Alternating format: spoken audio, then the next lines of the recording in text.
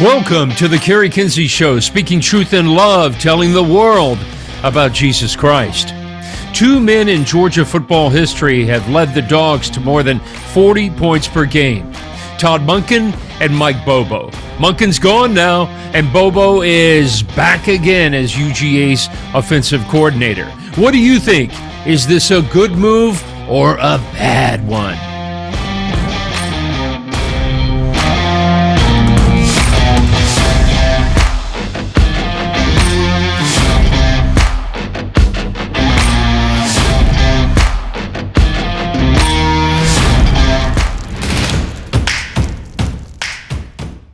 All right, joining us on this subject is 40-year television news and sports veteran, three-time Emmy Award winner, and also, well, what else have you done, Rich? You've done it all, like me. You've been telling news and sports and stories and covering the SEC forever. How are you, my friend? I'm doing great. Started out in 1982 as a graduate of Georgia and have been at it ever since. And yeah, that's a long time, Kerry. We've been at this a long time. So maybe we've learned a thing or two about coaches and assistant coaches. I think we have, my friend. Let me give you my take on this. Here's my analogy. With Todd Monken, if you ran a race, we had a Maserati, baby. We had a smoking machine. Remember James Coley, that, no offense, he's now the wide receivers coach at Texas A&M. When he was the offensive coordinator, that was a Volkswagen Beetle. No, right now, I've covered these Dogs so much, and I shot so many games for the Mark Richt Show during this man's tenure, and I just think Mike Bobo is a Toyota Corolla.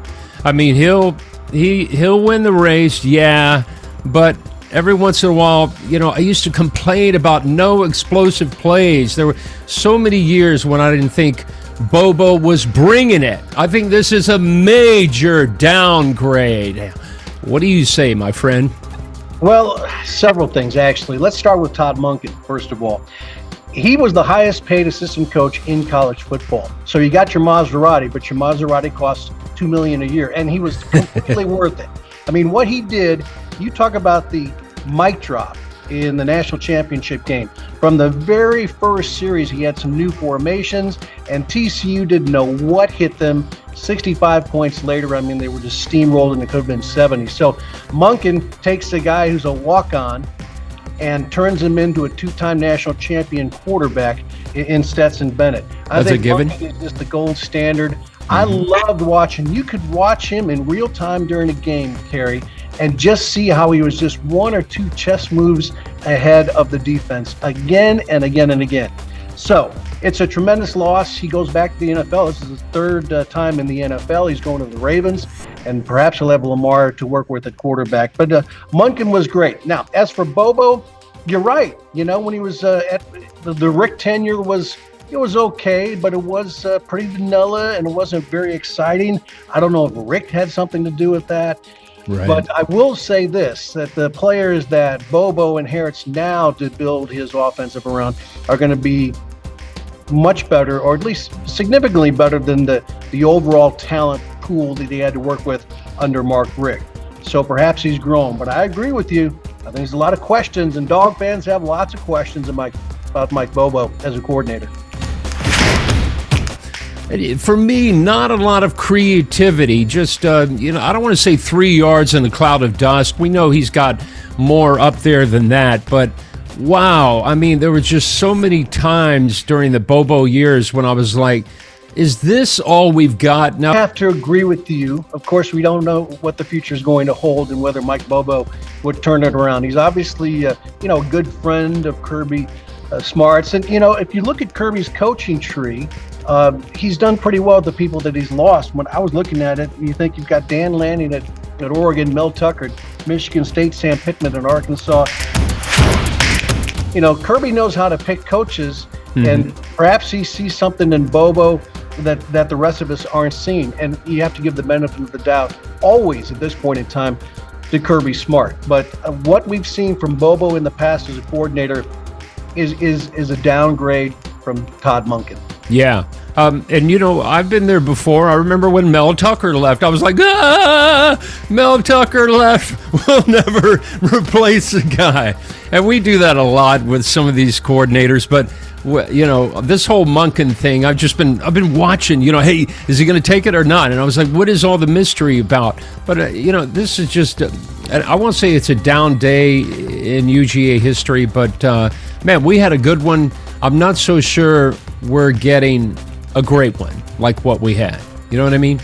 Yeah, I've been watching, Georgia football for about 45 years, and I would say Todd Monken was as good a coordinator on either side of the ball as we've ever had. Of course, I don't know, maybe Irk Russell's always going to be the best. Yeah, as far as the defensive coordinators go. But Monken was just a brilliant play caller during the game. His game plans were great. Yeah. But it was just the in-game.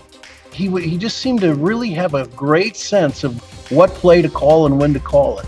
Yeah. I can't think of many times I've second-guessed this guy. Maybe during some of those games in the playoff game, I said, well, come on, we got to go to our man, our tight end, let's go to Bowers. But, seconds later, they went to Bowers. So I remember second-guessing so many UGA coordinators, and so we'll move on from this subject. But to me, this is going to be a challenging year as far as maybe a challenging transition.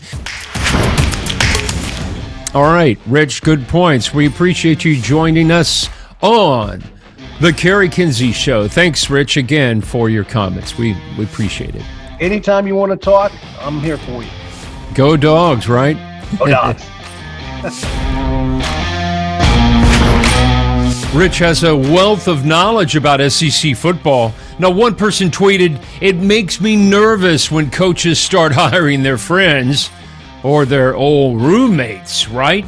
Bobo and Smart have each known each other since middle school. Only 38 miles separate Thomasville from Bainbridge. But what do you think about this hire? Is Mike Bobo going to make it happen in Athens? Leave your thoughts in the comments section of this video. Time for Kerry's COVID Crazy.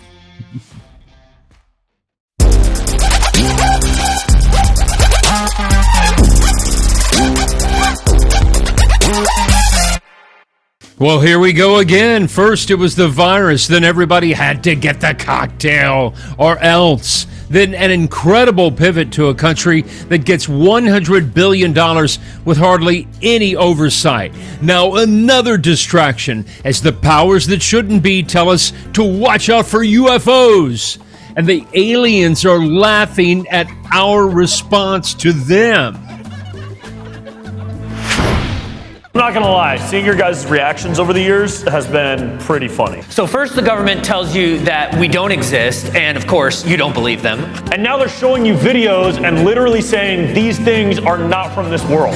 And you still don't believe them. Dude, your government literally has you so messed up.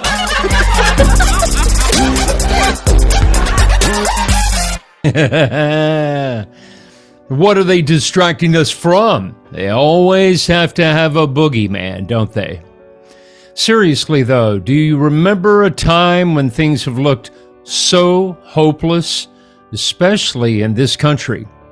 I mean, we can't get a break from the flood of bad news that is multi-pronged, layer after layer of catastrophes. Manufactured or not, everybody is affected. And Dr. Alistair Begg says we only have one way to turn. We live in a world that is marked by hopelessness as much as any other thing. We live in a nation that is the focus of media attention throughout the entire world for the utter hopelessness that is represented in the ongoing destruction of life in such needless, horrific, senseless ways. And if you're in any doubt about how hopeless it is, just go to a secular funeral. Just go to a funeral and sit there and realize that what the Bible says about the condition of man fits. Namely, that we are by nature without hope and without God in the world. And the only way in which hopelessness is to be replaced with hope is not as a result of our reaching into ourselves to make sure that we can take care of it, but is as a result of God reaching down into our shaking, hopeless world to do what only God can do. Wow, so powerful. Now, that was about Saul in the Bible. By his disobedience, he said, I got this, I'm good, I can work this out. He disobeyed the commandment of God. Alistair says the purpose of God is to send Jesus to seek and save those who are prepared to admit, I'm lost, I'm hopeless, I'm sinful, and I'm stuck. The pastor says the reason some of us never become followers of Jesus is because we believe we are powerful, religious, secure, and that we are good. Good people is what he's talking about. Praise God, the Lord is blessing our shows. The one called Can UGA Three-Peat went from 300 views to more than 5,000. Wow! 2 other videos are doing well, including Angela's story of her scoliosis surgery. It's a testament to what happens when you trust God, when you walk by faith and not by sight. If you enjoyed this show, hit that like button and share it. Subscribe if you really dug it. We're still asking you to partner with us. We need a boatload of gear to keep going. You can donate at thekerrykinseyshow.com or write us at P.O. Box 6054, Jensen Beach, Florida 34957, or on GiveSendGo. That's givesendgo.com/The Kerry Kinsey Show. Prayer requests and praise reports, write us at talktome@thekerrykinseyshow.com. We're on YouTube, Rumble, Twitter, Facebook, and Instagram. We need a social media manager who can volunteer their time to work for us so that Angela and I can focus on shooting, writing, and editing this presentation. Speaking of, a shout out to my wife for her great editing skills. She is an incredible perfectionist and so creative. I mean, just look what she's cranked out over the last few shows. Remember, there's no crown wearing without cross bearing. Storms will come, but the victory is already won. Thanks for watching The Kerry Kinsey Show. Jesus Christ is the only hope for this world. Jesus is Lord.